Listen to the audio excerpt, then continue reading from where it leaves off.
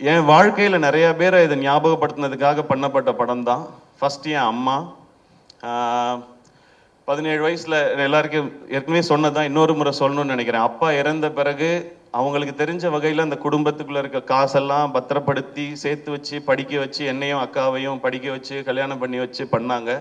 அவங்க எனக்கு இந்த பவுனுத்தாய் தெரிஞ்சாங்க, அம்மா தெரிஞ்சாங்க இதில்.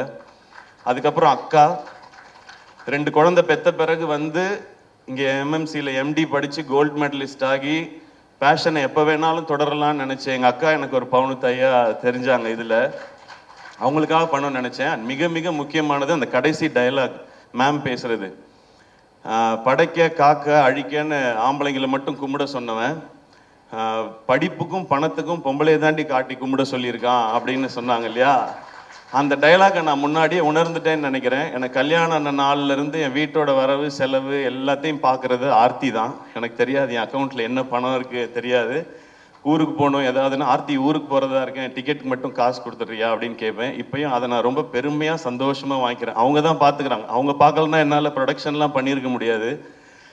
ஸோ ஆர்த்தி அவங்க எனக்கு ஒரு பவுன் தாயாக தான் தெரிஞ்சாங்க. இந்த மாதிரி ஒவ்வொரு வீடுகள்லையும் அவங்களுக்கு சின்ன சம்பளமாக இருந்தாலும் கொஞ்சம் காசாக இருந்தாலும் அதை அங்கங்கே சேமித்து வச்சோ இல்லை குழந்தைங்களை பார்த்துக்கிட்டோ இப்படி வீட்டில் இருக்கிற ஒவ்வொரு அம்மாக்களுக்கும் அக்காக்களுக்கும் தங்கச்சிகளுக்கும் சகோதரிகளுக்கும் இவங்க எல்லாருக்குமான ட்ரிபியூட்டும் சமர்ப்பணம் தான் இந்த தாய்க்கிழவி படமும் இந்த வெற்றியும். இதை இந்த படத்தின் மூலமாக செய்ய முடிஞ்சது எனக்கு சந்தோஷம். என் வாழ்க்கையில் இருக்கவங்களுக்கும் சேர்த்துன்றது இன்னும் கொஞ்சம் பெருமையாகவும் சந்தோஷமாகவும் இருக்குது.